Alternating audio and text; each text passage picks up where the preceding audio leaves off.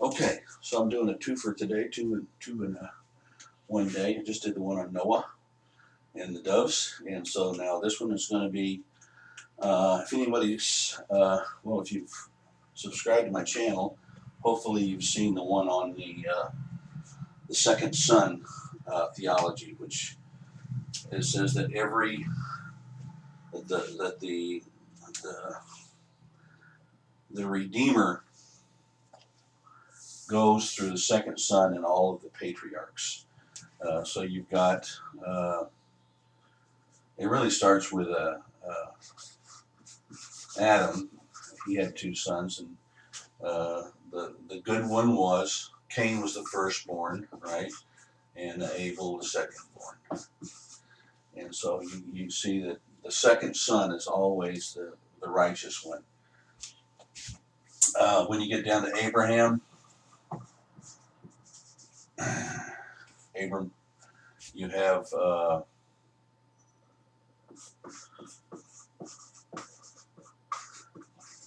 Ishmael and Isaac. Isaac is the son of promise. He's the son of slavery, and he's the second one born. So it's going to go through him. Through Isaac, you're going to have two sons, and that is Esau and Jacob.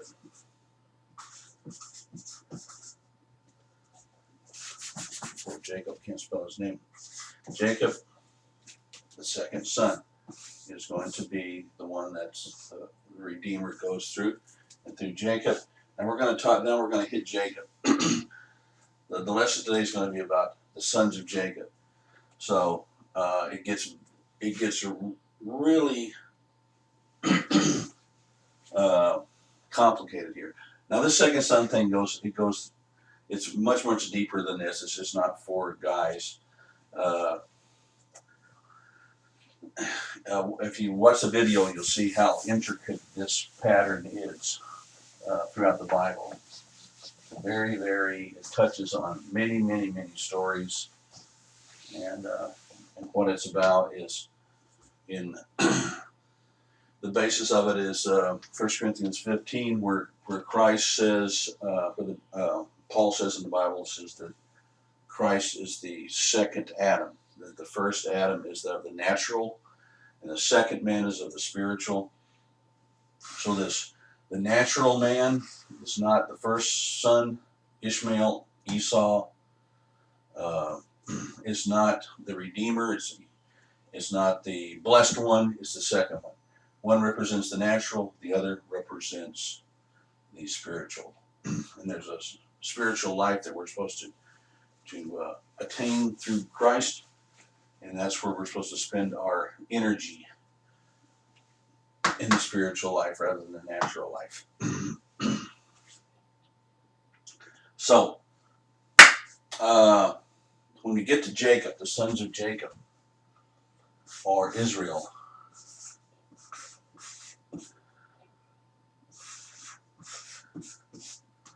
the sons of Israel.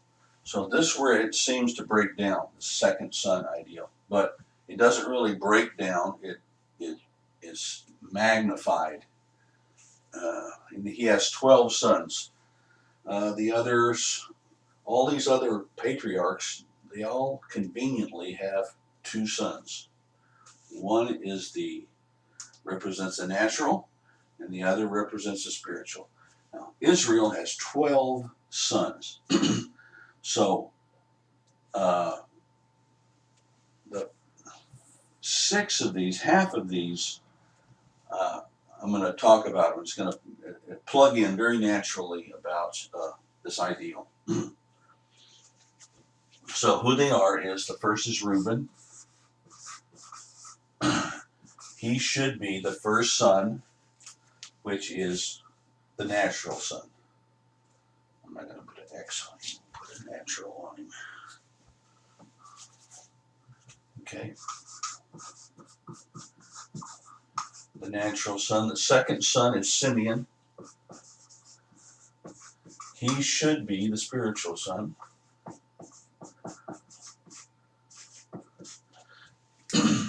And then we have Levi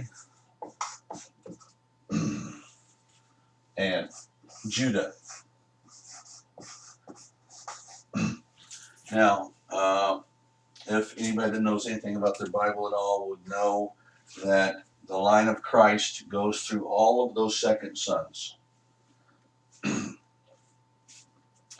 It goes through Isaac,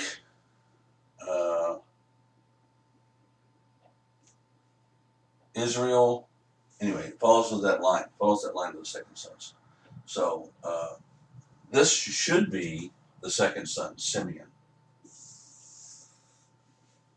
But we know that the line goes through Judah, who is the fourth son.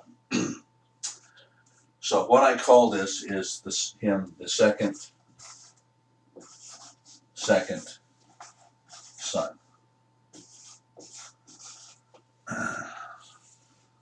So how are we going to get there? Well, we're going to look at the story of these guys, and we know absolutely that this is the one that the line comes through. It is interesting that this, well, we'll just follow this right now. Just a little bit of a confirmation on this, is that Judah has 4 sons. 4. So the first one, don't know his name. God said he was evil, and he represents the natural. The natural is not can't be saved by the natural. God said he's evil, so God killed him. Then you have a guy named Onan, and he should be a redeemer. He has an opportunity to redeem. He's supposed to give children to redeem the line of his dead brother.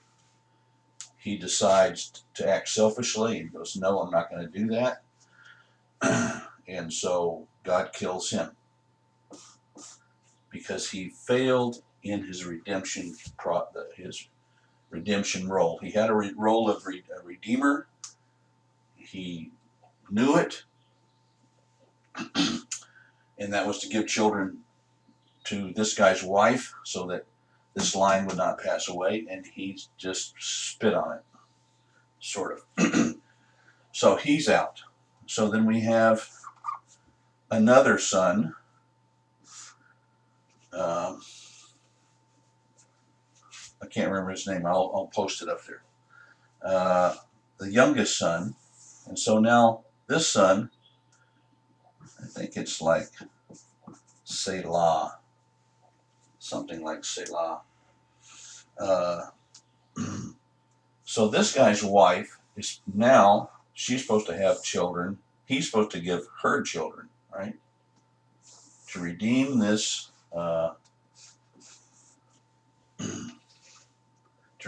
line. This is the way their system was set up. They didn't want any of the lines completely get wiped out. So if he had a child by her, this would be called his son, not, and he would be in the inheritor, not Selah. So Judah decides, I'm not going to let this woman, whose name was Tamar, I'm not going to let her sleep with this kid because everybody she sleeps with dies. 2 for 2 so far. He had only one son left, and he goes, I'm not going to let her sleep because now my line would be wiped out. I'm not going to let that happen. So she tricked him. She tricked him so that he slept with her, and then they had 2 sons. And the twins, just like Israel was a twin.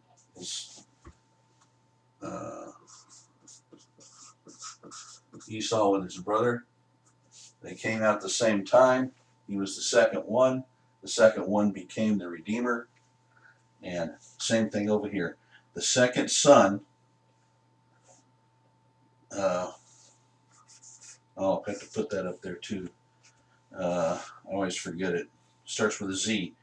No, it's one starts with a P, one starts with a Z. Can't ever remember which one it is. But the second one that comes out is going to be the line that goes through Christ. Christ is born through that.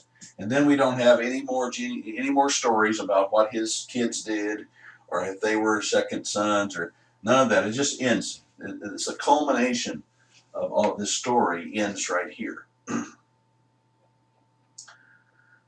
So we see here that the second son, Judah, and then what he produced was his second. He's also a second son, a second son. And that was even doubled down with because it was a twin. So it wasn't just the fourth one like Judah was, but it was the fourth one. Then there was a twin out of that, and it was the second twin.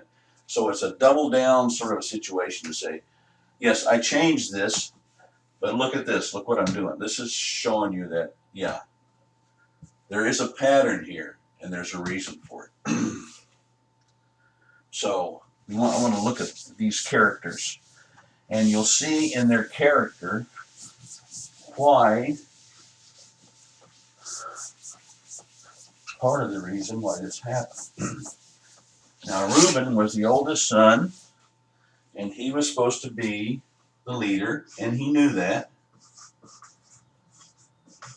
So we see two instances in the story of Joseph where Reuben has to step up.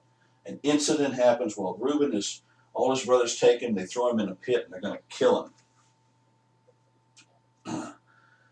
So Reuben goes, don't kill him, and then he tries to hatch some kind of a plan to release him, and he comes back later and finds out they've sold him, and he freaks out. So, as a redeemer, here he fails. He did not redeem his brother Joseph. He ended up a failure. Later, when Joseph goes to Egypt and he becomes the second in command of Egypt, and he's dressed up like an Egyptian, and none of them know who he is. Joseph says, "You got to bring to me Benjamin. Got to bring him to me, or I will not release your brother." Okay, so then what brother? He takes a brother captive, and that brother is Simeon. There's 11 brothers to choose from, or 10 brothers to choose from, and he chooses Simeon. Now, Simeon then is not a redeemer, but he needs to be redeemed. Right? What's that here?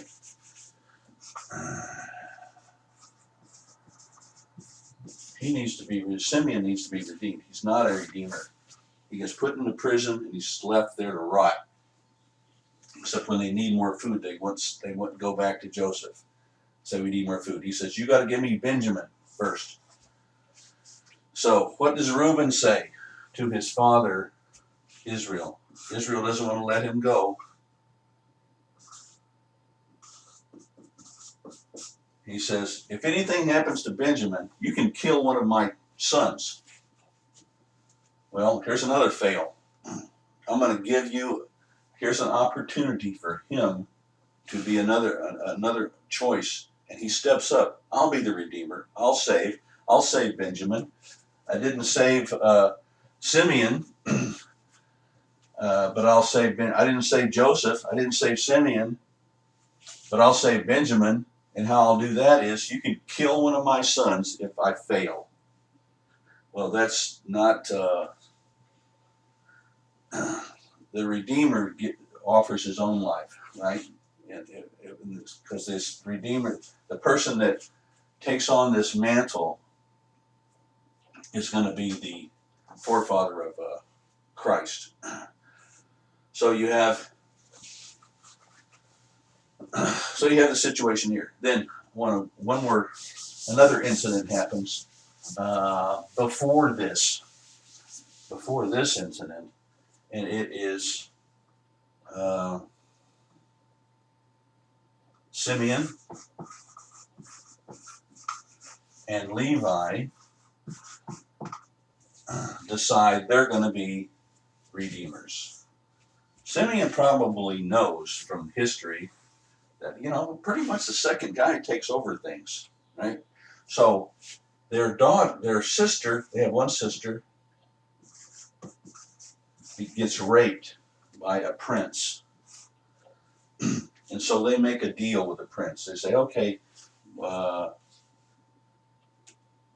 if you get circumcised and everybody in your city becomes circumcised, then we'll let you marry Diana, and everything will be hunky-dory. Well, that's just a plan to murder all of these men of this city. The rapist who decides he wants to marry her, and all of his people, hundreds of men. So they murder them all. So his redemptive ideal is murder. Instead of redeeming him properly, trying to redeem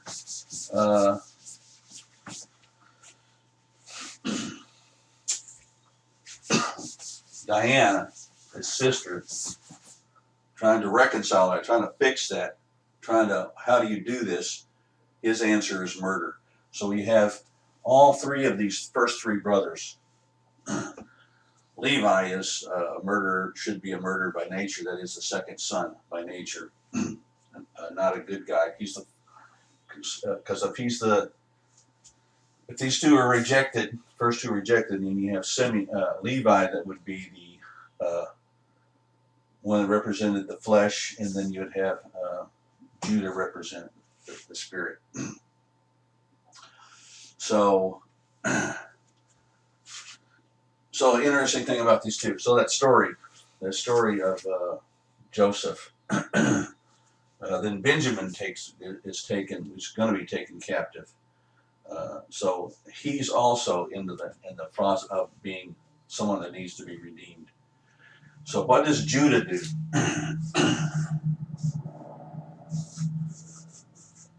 What does Judah do? Judah says when they take Benjamin, Joseph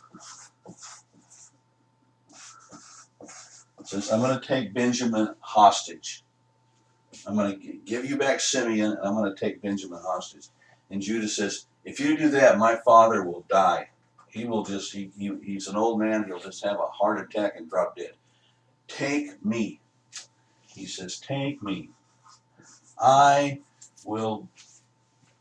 Take me hostage. I will be the redeemer. I will give my life for my brother, Benjamin. So he reveals his nature, and that's the nature of the redeemer. He doesn't say, I'm going to fight my way out of here. I'm going to kill you, Joseph. I'm going to make some kind of a tricky thing to get at. No, he says, my life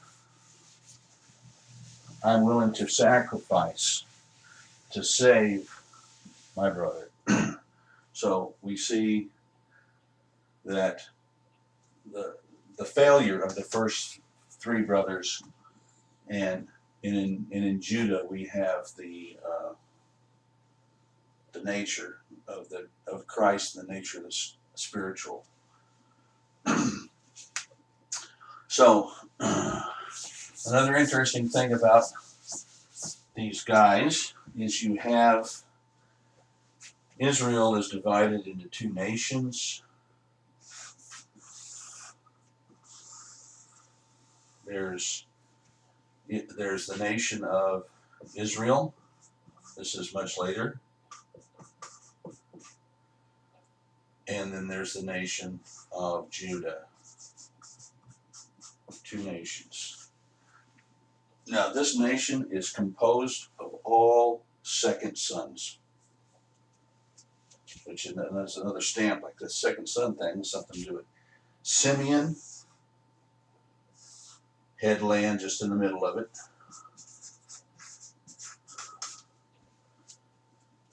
Up here is Benjamin. Now, he is the second son of Leah. Joseph was the first son. And within all of these, actually, you got the fourth guy in there too. In every tribe, in every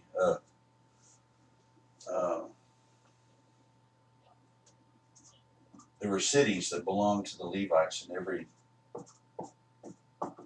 place all over Israel. They didn't have a specific land base. They just had given to them different cities. So all of these guys are in, the first four sons are all right in there, plus Benjamin, who is the second son of Joseph. So you got your second son conglomeration there.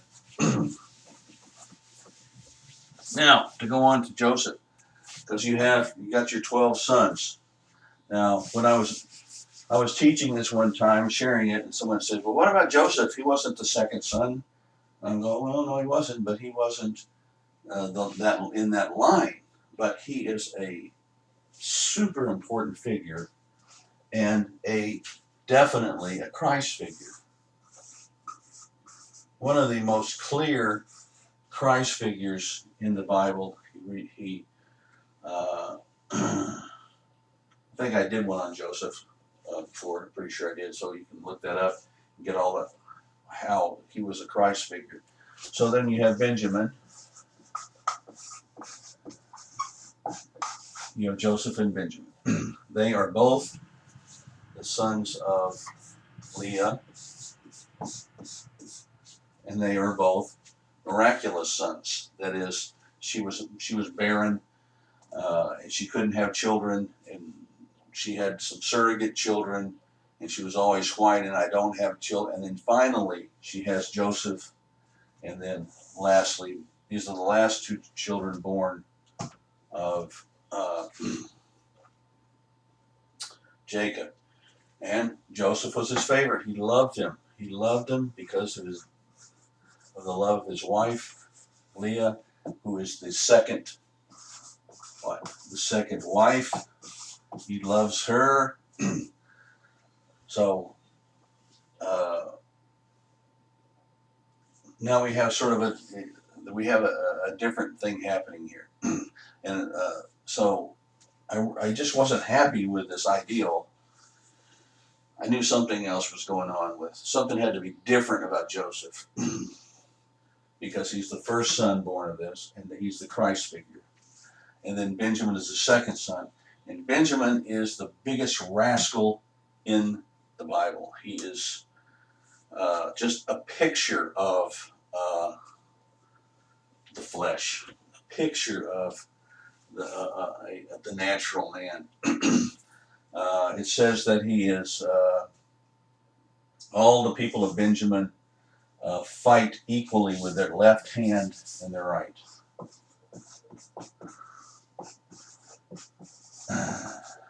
Duplicitous. He has two names. His name his mother gave him, which was son of my misery. Is that spelled misery? Man. Okay, sorrow. That's what it was. Okay. Son of my sorrow, and then Abraham named him son of my right hand. He had two names. One a horrible name, and then son of my right hand.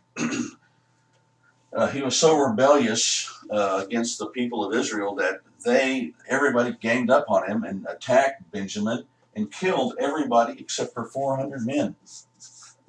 And then they had to and all the women and children. So they had to give them women so that the whole tribe wasn't wiped out. There was one judge among Benjamin, and his claim to fame was, there was the king of Moab, big fat guy, who was oppressing Israel. So he comes up to him and says, I want to tell you a secret, whisper in his ear, and says with his left hand, he stabs him in the stomach and kills him. So he's basically an assassin, and he uses his left hand, which is never, the left hand is very symbolic about the goats are on the left hand, the sheep are on the right hand. Don't let your left hand know what your right hand's doing. So their judge is a sneaky assassin using his left hand.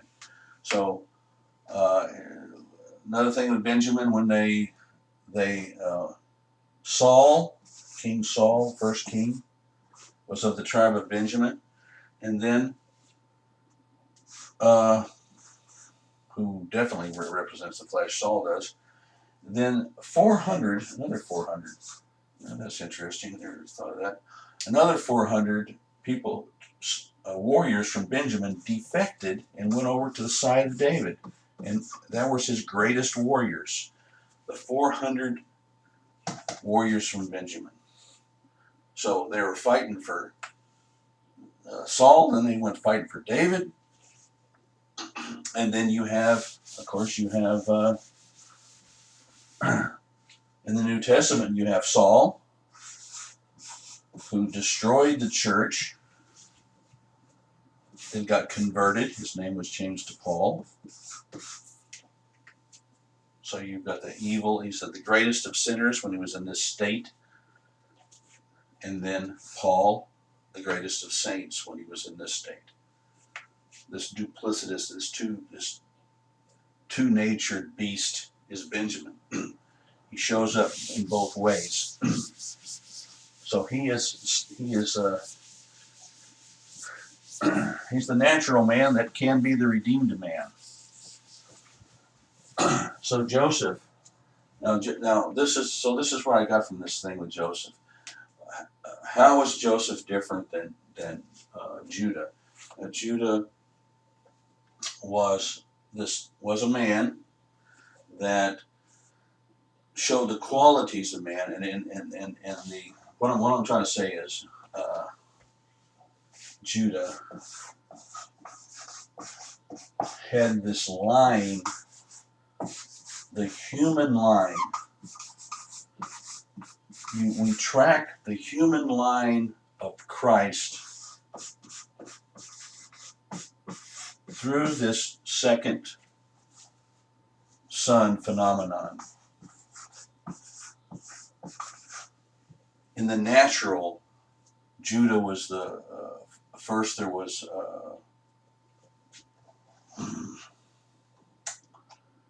the sons of Noah. That's another one. Shem is the second son. You start going to you follow the second sons, and the natural birth of Christ always comes through the second son of a prominent person. Noah's children, Abraham's children, it's all followed in this, so it's the natural. So Christ was what? He was two separate people. Christ was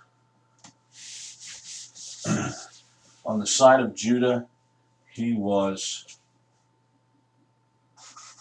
the Bible called it, in theology, it's called, he's the man, he's man of man. In the Cappadocia, when they got together in the what do they call that? They got together and decided who Christ was, and he was man of man, and he was God of God. That means he was completely man, 100% man, and he was 100% God. So this line is showing the natural man coming out. That is, it's self-explanatory. So Joseph, what separates Joseph? Well, we see Joseph not as Judah, as just a man, a redeeming man willing to put forth his life for others, which what Christ did. When I will be the sacrifice, which is the nature of Judah. You see that when he wanted to redeem Benjamin. But in Joseph, what we have is the king. We have someone sitting on a throne, making declarations. He's omniscient, not omniscient. That means knowing everything. He's all powerful. See, omnipotent. He's the most powerful person in Egypt. It says save except for Pharaoh himself. So he is the one sitting on the throne. He's making all the decisions. He's saying who lives, who dies, who gets judged, who gets saved. He represents the God part of the dual nature of Jesus Christ. Here's God, God of God. Here's man of man. Now, to follow up on that, there's one other example, and that is Joseph has two children, right? He has Manasseh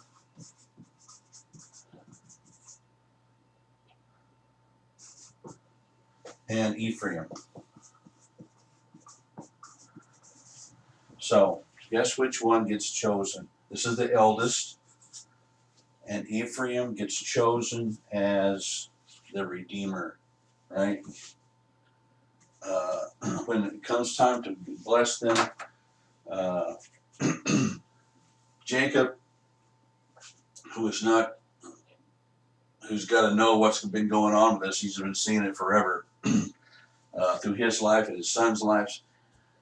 He crosses his arms when he's going to bless these two children, and he puts the blessing on, instead of putting his hands on Manasseh, his right hand on Manasseh, and his left hand on Ephraim. He switches arms and he puts his right hand on Ephraim and gives him the blessing and says, you're going to be the ruler over Manasseh. So Ephraim has one prominent son, and that is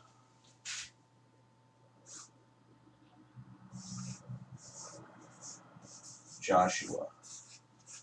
Joshua is a son of the tribe of Ephraim. And who is Joshua? He's the conquering king. He's not a king, but he has that role of, I'm your man, follow me. And he goes in, he also has this authority. Joseph wasn't a king either, but he had that authority and power and prominence. The leader, everybody looked to him, and he was the man. And there's no signs of him as being, you have in Judah and in all these people, you find these weaknesses in them. And you don't really find that in Joseph. It's always, the prominence is always God of God. Anyway, that's how I'm seeing it. So that helped me to clear this up a little bit. There's also 6 other sons, and in the middle, whether they fit somewhere into some kind of order, I don't know. If the Lord shows me that, I'd be glad to share it with you, or if you know anything about it, you can share it with me. So here we go. The dual, in this thing of Joseph, his 12 sons, we find the duality, the dual natures, the two natures of Christ. The God of God, 100% God, man of man, 100% man. So why did this have to happen? In Jesus Christ, in Jesus Christ, when the theologians got together and they read the Bible, about 300 years after the death of Christ, the resurrection of Christ, death and resurrection of Christ, they came up with this ideal that Jesus Christ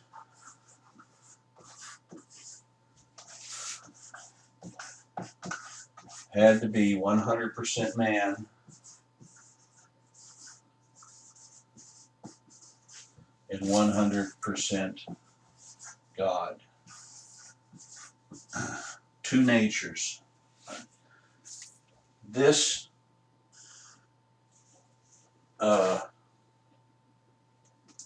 part of the nature of Jesus Christ was important because now he had become a man. Now he had empathy towards all human beings. He knew what it felt like to be hungry, to be threatened, to be tempted. So he was tempted in all things like us, yet without sin.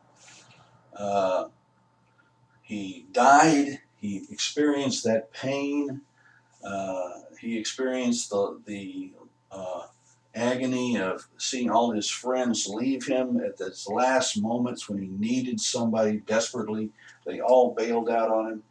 He was just every kind of emotion. The temptation in the desert was to do that, so he could experience all those things and come through them with an A+,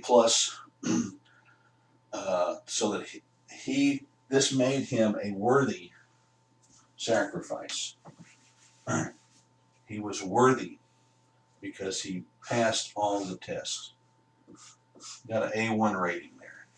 The only person that could that didn't have to die for his own sins. That's it. Jesus, as the man, did not have to die for his own sins. So he could become our Redeemer. How did he become our Redeemer? Because he was 100% God. He could take upon all the sins. If Jesus was just a man, if that's all he was, and he had no God nature, he would not die and he would not go to hell because he did not sin. And that would be it. Because he was just a man. He was 100% man. But because he had two natures, this part of him could take upon it the sins of the world.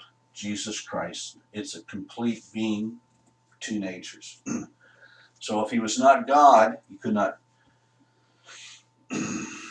If he was not man, he could not be a worthy sacrifice. If he was not God, he could not take on the sins of the world. So that's it. And hope you enjoyed that, because I did. God bless you. Have a good day.